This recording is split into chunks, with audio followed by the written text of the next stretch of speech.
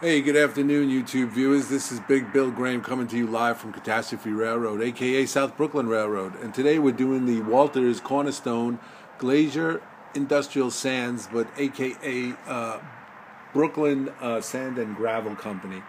And that is the model to which we are aspiring to build at this present time, I should say. And this is what we've gotten so far. Excuse my messy workbench. I'm working in the garage. But this is so far what we got working, getting the cylinders up. We've done the house. I painted. As you guys notice, I'm a big fan of this peel and stick thing and painting over it thing. I guess it's since Gino Sharp showed me. That's the guardhouse. It's going on the layout and the sand. Putting the sand. This is. I didn't glue all this together. I'm keeping it. I've learned. Well, getting back to this thing here. This Gino Sharp taught me this. I'm very grateful to that. If you guys ever get a chance, check out his video. He's a very good modeler. He's doing O-scale now. But he taught me how to do that. And ever since I learned it, it's like everything I do now is stenciled. And it's time-consuming, but it works. And I love it. Anyway, this is what we're doing. We built the guard shack.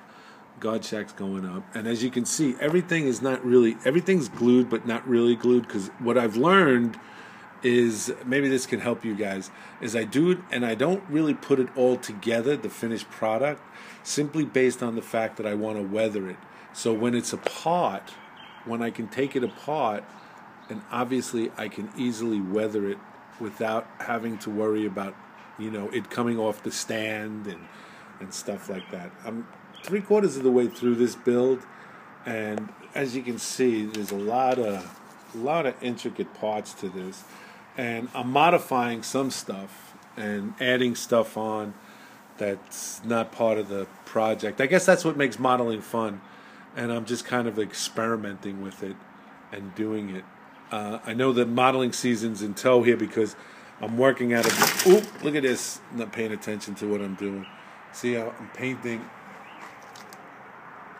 the rails. And that's the tedious work. And that's the detail. As they say, the devil's in the detail, right? That's what they tell me.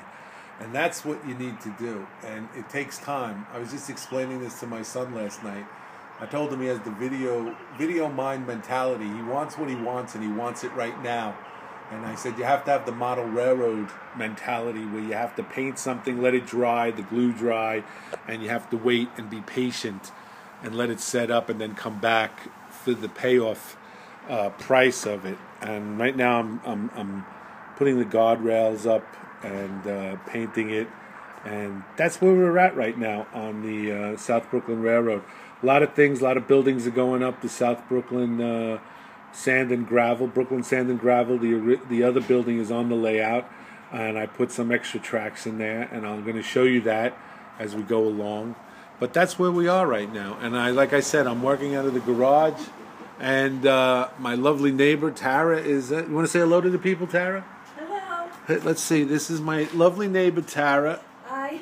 Who puts up with all my modeling in the garage, and she has to walk around my workbench. But that's soon going to end, because as you can see, guys, I'm working in the garage, and the weather's getting a little nippy. So we're going to be moving this out, because we have to get that snow blower up and running. It's running. It's tested and trued, but... we have to have it ready so when the blizzard comes to New York City, we're ready to go. So that's where we are right now. And like I said, check out Gino Sharp's thing. And just to guys give you a heads up on Mike, ModelerManMike. ModelerManMike, I spoke to him, and I spoke to his son Skylar. And his son Skylar sounds really, really, really good. Alert. Getting his treatments. The tumors are shrinking. They're going to look to do surgery to remove the remaining tumors, and then wait 6 weeks, and then bombard him again with chemo and radiation, because he's a young man. He can take the onslaught of the chemical infusion. But he sounds really good. Mike's doing really well, and he hopes to be back. He got the rest of his stuff in from South Korea. It's a big mess. It's piled up in his garage, but he looks like it's going to come together, and hopefully he'll be back on the radio soon. So with that said, I want to say goodbye. God bless. And I'll see you guys on the radio.